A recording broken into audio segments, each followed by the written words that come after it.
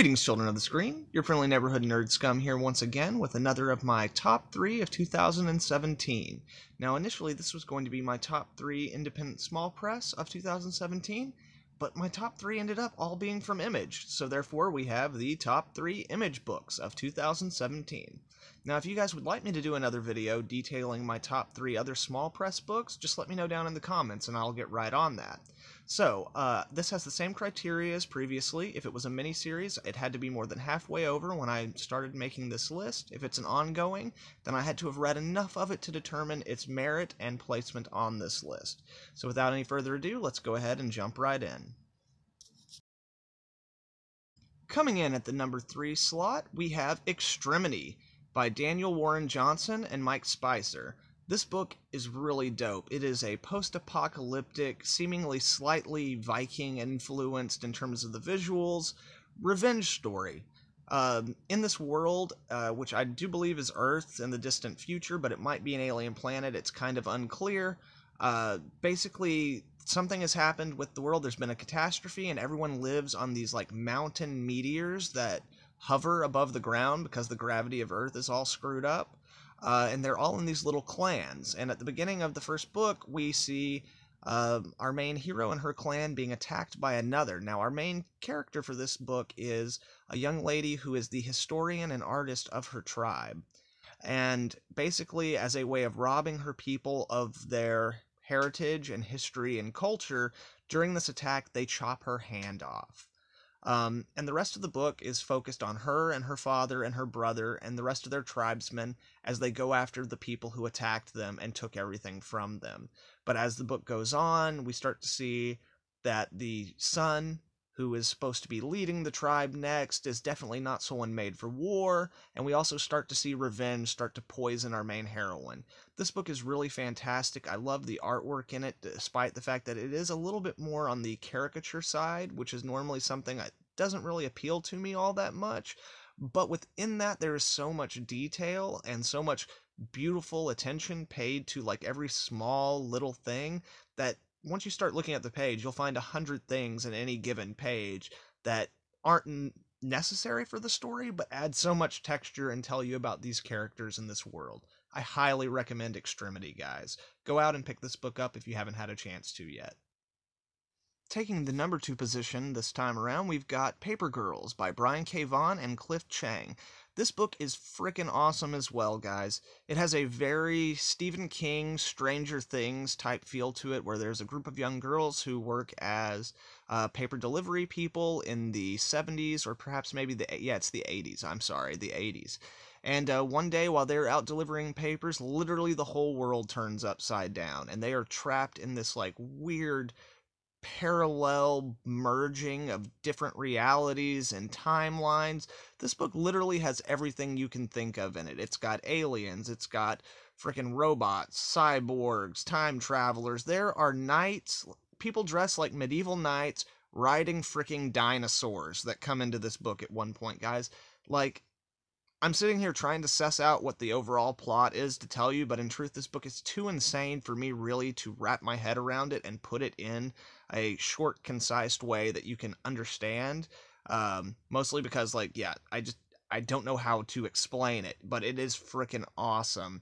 The use of color in this book is out of this world. They do really interesting things where they set up a primary color palette, and then as the book goes on, they start introducing other colors that represent other thematic elements, and they're always complementary colors, but at the same time, you've spent so long without them that, like, they're always really jarring, and every time you see a new color introduced, it is at a very important turning point in the story. Beyond that, again, like, basically, if I had to describe this book, I would say that it is Stranger Things meets Doctor Who meets David Cronenberg. Maybe with a little Joss Whedon thrown in on top. Either way, it is phenomenal. It is my number 2 favorite book from Image, and I came to this one late, but I'm so happy I jumped on it. They're up to volume 3 in the trades now, so if you haven't checked it out, that is a cheap, easy, fast way to get into this book. I definitely recommend it. And coming in at the number 1 position for Image Comics in 2017 was God Country by Donnie Cates, Jeff Shaw, and Jason Wordie. This book, my God, guys, like, when I first picked up this book, to be completely honest with you, I had just started, like, really hardcore diving back into comics. And while I had been out of it, I had been reading a lot more non-superhero stuff. So God Country really appealed to me, and it took me forever to track down the first issue. But it is so amazing. Like, this book did everything for me. Like, it has action, I laughed, I freaking cried. Like, it is brutal and beautiful and everything that a non-superhero comic book should be. The basic premise for this involves an elderly man named Emmett who has Alzheimer's. He lives in Texas, where his son's wife, and their daughter stay with him for the time being, taking care of him. And then all of a sudden, one night during a storm, their house, like, seemingly explodes.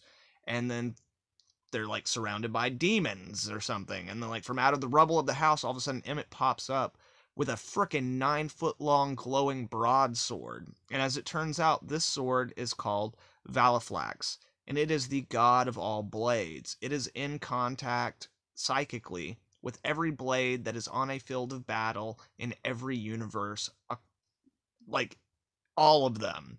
Like, it is the god blade. And while Emmett holds it, he has access to the memories of all those connected to the sword and to the essence of it.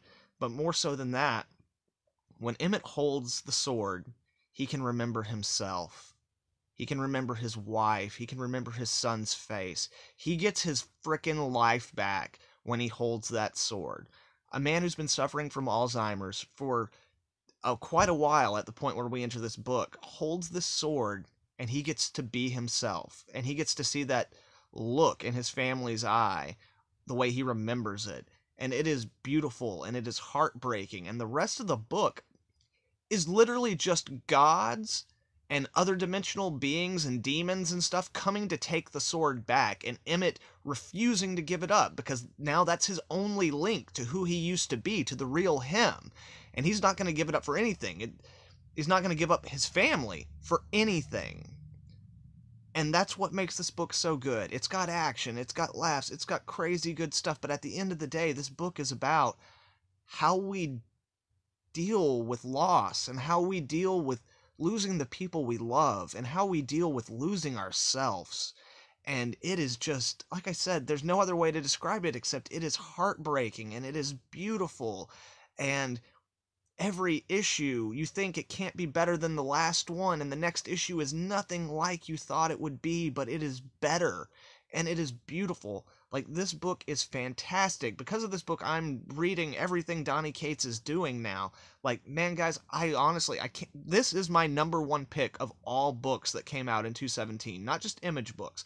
Go out and get the trade of God Country. If you can find the t-shirts, if you can find the pens, if you can find any of it, get it, because this book is fantastic, and I honestly believe you will have an honest, emotional experience. I'm not saying it's going to change your life, but it has been so long since I read a comic that touched me in the way that this book did. It's been a long time since I've seen or read any media that touched me in the way this book did. God Country is my #1 comic of the year 2017. Go pick it up, people. Highest recommendation. And there you have it, children of the screen. Those are my top 3 picks for Image Comics in 2017. And I'll tell you what, it was really tough. Image put out a lot of really good books this year. A lot of them that I really enjoyed, but out of all of them, these were the 3 that spoke to me the most. But what did you guys think? Did y'all check out any of these books? If not, are you going to check them out now? And if you did, what was your favorite of the 3? Beyond that, what was your favorite Image book that came out this year? Let me know down in the comments below.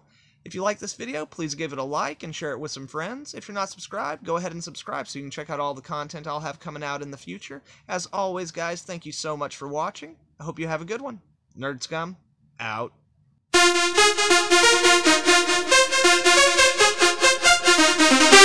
Just let it go.